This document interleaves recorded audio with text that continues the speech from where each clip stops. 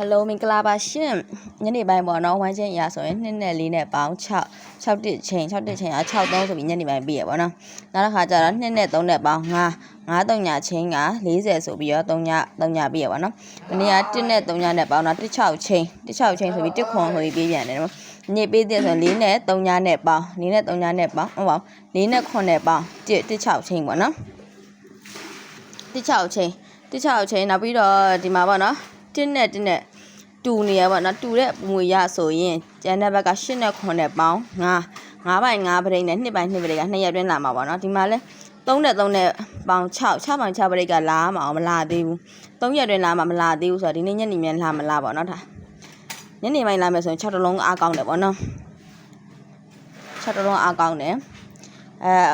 ခုနပြောသလို2ပိုင်း2ပရိတ်နဲ့9ပိုင်း9ပရိတ်က2ရက်အတွင်းလာမှာပေါ့နော်ဒါပေမဲ့9ပိုင်း9ပရိတ်ကလာတာပို့ပြီးတော့များပါတယ်ရှင်တစ်ခါကျရင်လည်းပြတ်တယ်ပေါ့နော်အဲ့တော့2ရက်အတွင်းမှာဘာမှမထိုးကြုံဆိုရင်9တလုံးနဲ့9ပရိတ်ထိုးပါ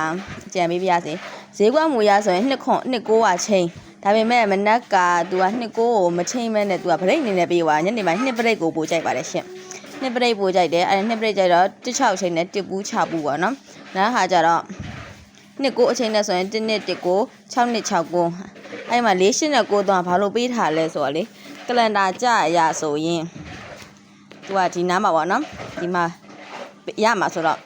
တရက်ကျော်မှာကြည့်လိုက်4ကို1ချင်းတရက်ကျော်ကြည့်လိုက်4ကို1ချင်းတရက်ကျော်အပူမလို့ထားရတာနော်နောက်တရက်ကျော်မှာကြည့်လိုက်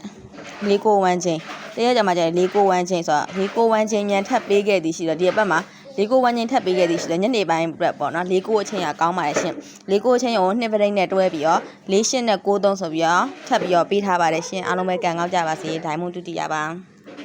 အများနဲ့ကြည့်လို့ရအောင်လို့ပေါ့နော်ဒီ channel လေးကို like and subscribe လေးလုပ်ခဲ့ပေးပါအောင်ရှင်အားလုံးကိုကျေးဇူးတင်ပါတယ်ညီမနဲ့ကန်ဆက်ကြပါစေရှင်